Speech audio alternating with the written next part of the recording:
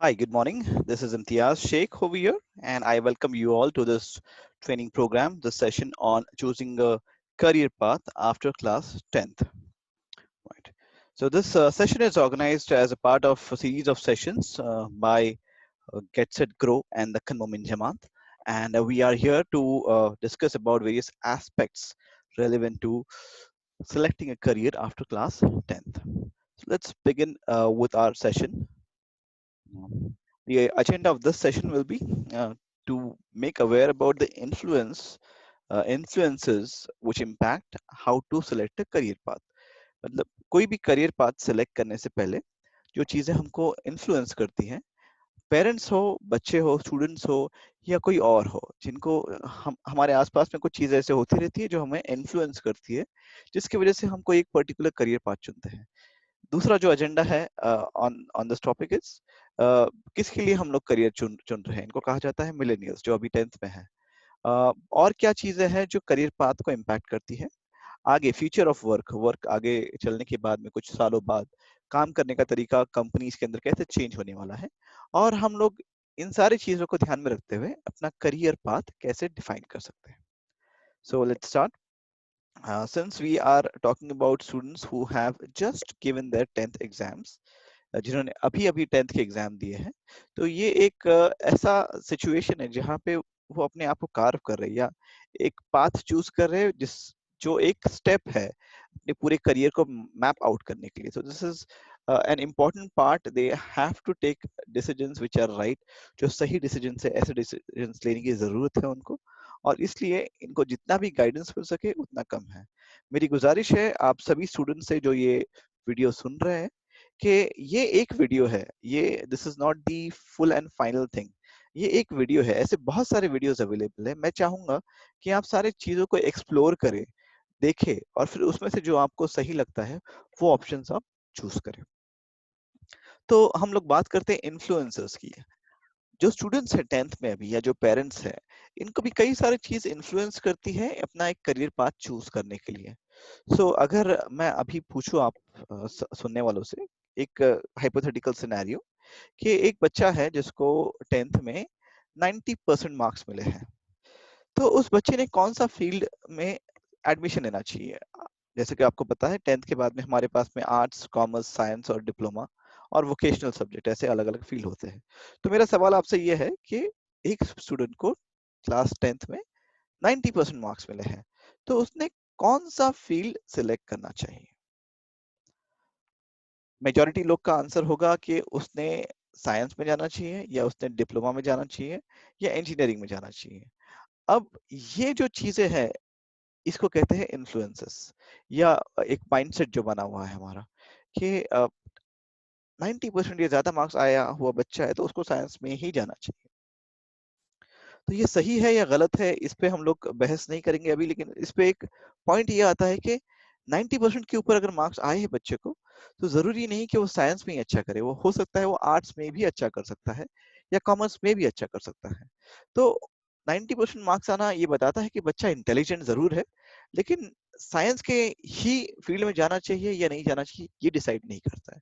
तो ये एक मेजर फैक्टर इन्फ्लुएंसर है मार्क्स, जो बच्चों पे इम्पैक्ट करता है करियर पाथ चूज करने में। इसके अलावा फैमिली एनवायरनमेंट भी होता है। कई सारे बच्चे कहते हैं कि मैं इंजीनियर बनना चाहता हूँ। क्यों? क्योंकि मेरे चाचा इंजीनियर है, या भाई इंजीनियर है, या वालिद इंजीनियर है, फादर इंजीनियर है। उसके अलावा उसके बाद में कुछ बच्चे कहते हैं कि नहीं, हम एक पर्टिकुलर फील्ड में जाना चाहते हैं। क्यों? क्योंकि उन्होंने देखा है उनके दोस्त अहबाब जो है वो इस फील्ड में जा रहे हैं। जैसे कई बार गांव देहातों में देखा जाता है कि फार्मेसी अगर किसी की अच्छी चल रही है, तो बाकी बच्चे भी जाना चाहते हैं फार्मेसी की फील्ड में ही। क्यों? क्योंकि वो किसी एक का बिजनेस अच्छे से चल रहा है फार्मेसी का। तो ये एक पीयर प्रेशर जो होता है वो इम्पैक्ट करता है। इसके बाद में आता है exposure to various professionals and personal experiences. कई बार बच्चे आसपास में देखते हैं ऐसी चीजें, ऐसे लोग जिनसे वो मुतासर होता है, जिनसे वो इन्फ्लुएंस होता है, जो जो जो जिनको वो आइडियल मानने लगते हैं। जैसे कि कुछ टीचर्स से इन्फ्लुएंस हो जाते हैं बच्चे, वैसे ही कुछ ऑफिसर्स, पुलिस ऑफिसर से इन्फ्लुएंस हो जाते हैं। या फिर कोई अगर उन्होंने देखा है कि किसी आईएएस ऑफिसर जो लाल बत्ती वाली गाड़ी में आता है, तो उससे इन्फ्लुएंस हो जाते हैं। तो ऐसी भी कई सारी चीजें हैं जिससे वो इन्फ्लुएंस होते हैं।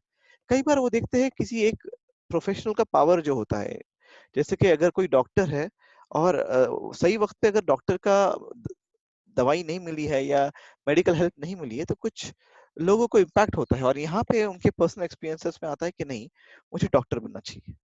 उसी तरह पॉपुलर कल्चर जो होता है, मतलब कि जो आसपास में होने वाली चीजें हैं एट एनी गिवन टाइम, वो इम्पैक्ट करती है कि कौन सा करियर पाथ चूज करें।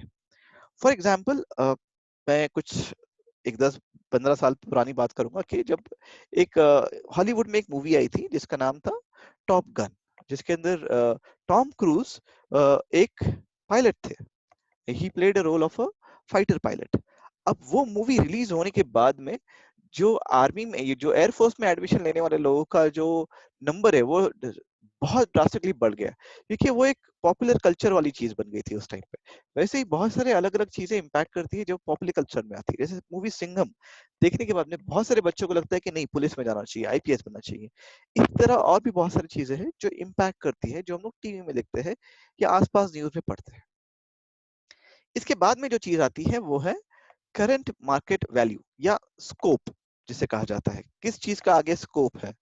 तो ऐसी चीजें जो करियर, जिसके के अंदर करियर वैल्यू ज्यादा है आज की तारीख में, जैसे कि अगर आज कहा जाए तो आज की तारीख में आईटी के को बहुत ज्यादा स्कोप है मार्केट के अंदर। मतलब आईटी अगर कोई बच्चा करता है तो उसको जॉब मिलने के लिए चांसेस ज्यादा बढ़ जाते हैं।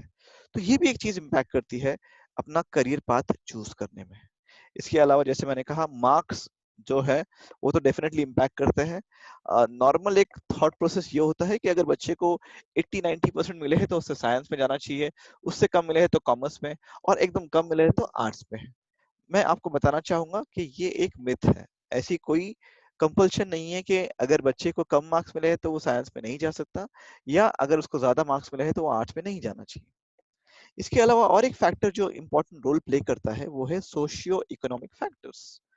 इसका मतलब होता है कि आपका जो बैकग्राउंड है, सोशल फैक्टर्स है आसपास के, या इकोनॉमिक फैक्टर्स है, ये भी एक रोल प्ले करते हैं आपने अपना करियर पाथ चूज करने में।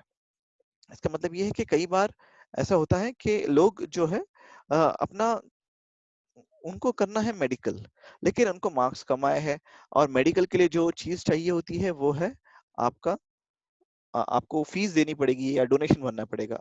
जब ऐसी हालत नहीं है कि बच्चे की पेरेंट्स की इकोनॉमिक कंडीशन अच्छी नहीं है, तो ये भी एक फैक्टर प्ले करता है। इसके अलावा कहाँ पे रहते हैं, फॉर एग्जांपल मैं कुछ बच्चों को जानता हूँ जिन्होंने 10th में हमारे दक्कन मोमिन जमात के एग्जाम्स, जो जो अवार्ड फंक्शन होते हैं उस पे उन्होंने अवार्ड लिया था, उनको 95% मार्क्स थे। उनसे 2-3 साल बाद जब मुलाकात हुई और पूछा मैंने, बच्चे आप क्या कर रहे हो अभी, तो उन्होंने बताया, सर मैं नर्सिंग कर रही हूँ। लड़की ने बताया नर्सिंग कर रही हूँ। तो मैंने पूछा क्यों नर्सिंग में आपने एडमिशन लिया, आपको तो 10th में भी अच्छे मार्क्स थे, 90% के ऊपर थे, 12th में भी बहुत अच्छे मार्क्स थे, साइंस लिया था आपने, फिर नर्सिंग में क्यों आपने एडमिशन लिया। तो इस पर उस बच्ची ने जवाब दिया कि सर हमारे गांव में साइंस के अंदर नर्सिंग का ही फील्ड सबसे अच्छा था जहाँ पे मैं एडमिशन ले सकती थी, और मेरे पेरेंट्स मुझे शहर के बाहर नहीं जाने देने, मतलब उनकी बाहर कोई पहचान नहीं थी या हॉस्टल में नहीं रखना चाहते थे, इस वजह से मैं साइंस में नर्सिंग का फील्ड ली हूँ। तो ऐसे बहुत सारे फैक्टर्स हैं जो करियर पाथ चूज करने में इम्पैक्ट करते हैं या इन्फ्लुएंस करते हैं। तो ये सारी चीजों को ध्यान में रखते हुए हमें गाइड भी करने की जरूरत पड़ती है लोगों को सही तरीके से। हर एक का एक अलग अलग बैकग्राउंड है, सोशियो इकोनॉमिक बैकग्राउंड है, इंटरेस्ट है उनका, जो जो ऑप्शन, जो फैमिली का इंटरेस्ट है। कई बार पेरेंट्स भी अपने इंटरेस्ट के हिसाब से बच्चों को गाइड करते हैं। पेरेंट्स को लगता है कि मेरे बच्चे को बहुत अच्छा करियर होना चाहिए, फ्यूचर अच्छा होना चाहिए, और उनकी एक माइंडसेट होती है कि नहीं, मैं आईएएस करने की कोशिश कर रहा था लेकिन मैं आईएएस नहीं बन पाया, तो मेरा बच्चा बनना चाहिए आईएएस। जबकि बच्चे की उतनी इंटरेस्ट भी नहीं होती है, और उसका ना इंक्लिनेशन होता है, और ना उसका उतना एप्टीट्यूड होता है, इंटेलेक्ट होता है कि वो उस फील्ड में जा सके। तो ये सारे फैक्टर्स को ध्यान में रखते हुए हमें काउंसलिंग करने की जरूरत पड़ती है बच्चों की और उनके पेरेंट्स की भी। और उसके अलावा और कुछ चीज है जो हमें ध्यान में रखनी पड़ती है कि बच्चों की क्या कैपेबिलिटीज है, उनका क्या इंटरेस्ट है, उनका पर्सनालिटी टाइप क्या है। ये सब जब हमें पता चलता है, जब एटलीस्ट बच्चों को खुद को भी मालूम पड़ता है, तब एक करियर चूज करने में उनकी काफी हेल्प होती है, और उन्हें एक बेसिक डायरेक्शन मिलती है किस डायरेक्शन में जाना चाहिए ताकि वो अच्छा करियर बना सके। तो अब हमने बात की कि किस कौन सी चीजें इन्फ्लुएंस करती है करियर चूज करने में। नाउ हम लोग आगे बढ़ते हैं और हम लोग ये देखते हैं कि भाई हम लोग करियर चूज कर रहे हैं, तो ये जो लोग हैं, जो बच्चे हैं, इनका फ्यूचर कैसा है, ये आगे जॉब्स किस तरह के हैं, क्या मेंटालिटी है, जो सोशल चेंजेस आए हैं सोसाइटी के अंदर, क्या चेंजेस है और क्या मेंटालिटी है बच्चों की, तो उस हिसाब से हमें उन्हें गाइड करने में ज्यादा आसानी होगी। तो अभी जो बच्चे हैं, जिन्हें हम लोग जो आज के ज़माने में जो बच्चे पढ़ाई कर रहे हैं, जो अभी रिसेंटली बॉर्न हुए हैं, इन बच्चों को नॉर्मली कहा जाता है मिलेनियल्स। तो मिलेनियल्स वो है जो 2000 के बाद में जिनका पैदाइश हुई है। तो they are normally called as millennials, and these are people who are mostly in the youngsters now. तो आज भी जो 10th के बच्चे एग्जाम दिए हैं, वो 2000 के बाद में ही पैदाइश हुई है उनकी, 2020 चल रहा है अभी तो। और इस तरह से ये मिलेनियल्स में आते हैं। अब ये जो जनरेशन है, ये एक फास्ट रिस्पांस चाहने वाली जनरेशन है। तो मतलब ये कि ये फास्ट फूड वाली जनरेशन है, ये इमीडिएट रिस्पांस वाली जनरेशन है। इनको इंस्टेंट रिजल्ट्स चाहिए। अगर इन्हें कुछ ढूंढना है तो ये आपसे इंफॉर्मेशन जमा करने के लिए रुकेंगे नहीं, ये गूगल पे जाएंगे और सर्च करेंगे। अगर इन्हें कुछ वीडियोस देखने हैं, पिक्चर देखना है, तो वो थिएटर में जाके पिक्चर नहीं देखेंगे, ये नेटफ्लिक्स पे जाके इमीडिएटली पिक्चर देखेंगे। अगर उनको कुछ वीडियोस देखते हैं, तो सीखना है कुछ, तो ये क्लासरूम तक शुरू होने तक इंतजार नहीं करेंगे, ये ऑनलाइन जाएंगे, यूट्यूब पे जाएंगे, ये ऑनलाइन कोर्सेज जाके देखेंगे और वहां से इन्फॉर्मेशन लेंगे। इन्हें दोस्त बनाने हैं तो ये फेसबुक पे जाके दोस्त बनाएंगे। और ये बहुत ही इंस्टेंट जमाना है, इनको टेक्नोलॉजी का बहुत सपोर्ट मिला है। एंड ये एक मेजर रीजन है कि इनका जो थॉट प्रोसेस है, ये थोड़ा अलग है। अब इस थॉट प्रोसेस को ध्यान में रखते हुए क्या क्या करियर ऑप्शंस इनके लिए सूटेबल होंगे, ये हमें देखना है। अब ये होगी मिलेनियल्स की बात, जो आजकल की यंगस्टर्स है। अब हम देखेंगे कि आगे चलने के बाद में जॉब्स का क्या मार्केट है, किस तरीके के मार्केट, मतलब रिक्वायरमेंट होगी जॉब्स की। तो जॉब्स जो है, या जो काम पे इम्पैक्ट होगा, वो दो तरीके से है। एक है एकेडमिक बेस्ड और दूसरा है skill based. Academic based jobs जो है, वो बेसिकली डिपेंड करते हैं जिसके अंदर आपके एकेडमिक्स या मार्क्स, एजुकेशन बहुत मैटर करता है। वेयर स्किल बेस्ड जो जॉब्स है, इसके अंदर आपका एकेडमिक्स इतना मैटर नहीं करता, आपके स्किल्स ज्यादा मैटर करते हैं। और आजकल जो वर्क कल्चर है, इसमें दोनों भी चीजों की ज्यादा रिक्वायरमेंट है, academic as well as skills. मैं जब मेरा जो बेसिक काम है वो एप्टीट्यूड ट्रेनिंग है, तो मैं कॉलेजेस के अंदर भी ट्रेनिंग करता हूँ और इसके अलावा कंपनीज को भी में भी ट्रेनिंग करता हूँ। तो एक बात जो देखेगा ये कंपनीज के अंदर, वो ये है कि कई सारे बच्चे अच्छे मार्क्स लेके एकेडमिक्स में क्लियर किए हैं उन्होंने। जैसे कि इंजीनियरिंग के अंदर भी अच्छे मार्क्स मिले हैं, एमबीए के अंदर भी अच्छे मार्क्स मिले हैं, लेकिन इनके पास जो बेसिक स्किल्स है, ये लैकिंग है। जैसे कॉन्फिडेंस लैकिंग है, इसके अलावा कम्युनिकेशन स्किल्स लैकिंग है। तो ये जो स्किल्स है, ये बहुत इंपॉर्टेंट स्किल्स है। अगर ये स्किल्स उनके पास में एकेडमिक्स के साथ में होते हैं, तो उनके पास बहुत सारे ऑप्शंस अवेलेबल है। तो अब क्या क्या तरीके हैं काम चेंज होने के, तो अब मैं आपको बताऊं कि कुछ साल पहले, 20-25 साल पहले तक, अगर एक स्टेबल जॉब मिलता था तो इंसान वो जॉब में पूरी अपनी लाइफ गुजार देता था। लेकिन लेकिन अ, अब ऐसा नहीं है। एक इंसान, एक एक बंदा जो जॉब में काम कर रहा है, वो अ, अपने लाइफ टाइम में 2-3 जॉब्स चेंज करता है। और कई बार तो ऐसा देखा गया कि पूरा के पूरा अपना करियर भी उन्होंने चेंज किया है। जैसे कि कुछ लोग जो इंजीनियरिंग में थे, वो टीचिंग में चले गए। कुछ लोग जो टीचिंग में थे, वो मार्केटिंग और डिजाइन में चले गए, मार्केटिंग में चले गए। तो ऐसे अलग अलग लोग अलग अलग जगह पे चेंज कर रहे हैं अपना करियर भी। इसको कहते हैं करियर हॉपिंग, जॉब हॉपिंग। तो ये सारी चीजें डिपेंड करती है कि आपने क्या स्किल अक्वायर किया है, आपके क्या एक्सपीरियंसेस रहे।